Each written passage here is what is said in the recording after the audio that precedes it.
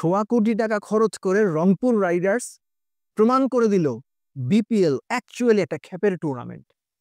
এই যে তিন ক্রিকেটার আন্দ্রে রাসেল, জেমস ফিন্স এবং টিম ডেভিড আসলেন, লোকমুখে শুনেছি প্রায় সোয়া কোটি টাকা ব্যয় হয়েছে তিনজনের পেছনে, রান করেছেন তিনজনে মিলে 12।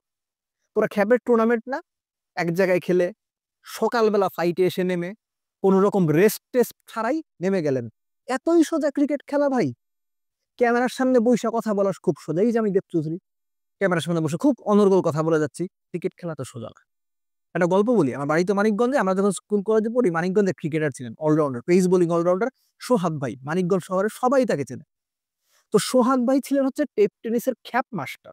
ধরেন এক জায়গায় খ্যাপ খেলতে গেছে, টস দিচ্ছে ওনার দল, এই আগে ব্যাটিং। কেন? সোহাগ ভাই ওপেন করবে, বোলিং এর সময় সোহাগ ভাই সবার আগে 4 ওভার শেষ করবে, কইরাই দৌড় নাই। কেন? আরেক জায়গায় খ্যাপ খেলতে যাবে। বিপিএলটাকে কিছু ক্ষেত্রে ওই রকম বানিয়ে ফেলা হয়েছে। এই আন্দ্রে রাসেল, টিম ডেভিডরা হয়ে গেছেন সোহাগ ভাইদের মতো। ওটা ছিল লোকাল পর্যায়ে, এটা ধরেন একটু আন্তর্জাতিক পর্যায়ে আছে। আপনি একবার খেয়াল করে দেখেন, এই যে রংপুর রাইডার্সের যে ব্যাটিং অর্ডারটা সাজানো হলো, শেখ মাহিদি কয় নাম্বারের ব্যাটার? 7-8 হার্ডলি 6, তাকে উপরে আনা হলো। সাইফুদ্দিন কয় নাম্বারের ব্যাটার? 7-8-6, তাকে উপরে আনা হলো। রাসেল, টিম ডেভিড কয় নাম্বারের প্লেয়ার? অর্থাৎ সব একই টাইপের প্লেয়ার দিয়ে তারা বেস্ট 11টা সাজিয়েছে।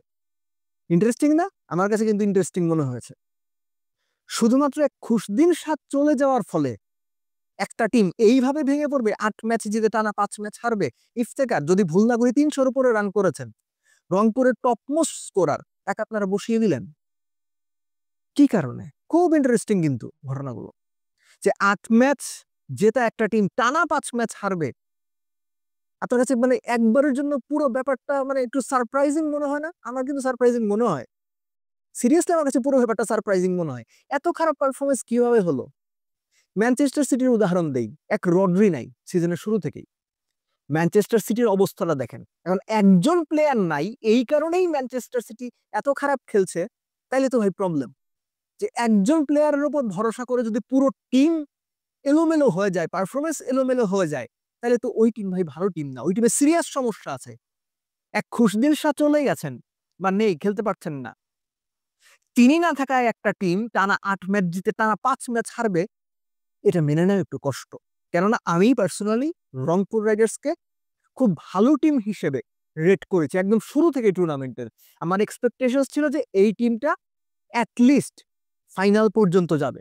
কিন্তু তাদের লাস্ট 5 ম্যাচের পারফরমেন্স, শুধু হতাশ আমি হইনি, যতটুকু হতাশ হয়েছি তার চেয়ে বেশি সারপ্রাইজ হয়েছি যে এভাবেও হারা সম্ভব, এভাবেও টানা 5 ম্যাচ হারা সম্ভব, এভাবেও সোয়া কোটি টাকা খরচ করে খ্যাপের 3টা প্লেয়ার এনে ম্যাচ হারা সম্ভব।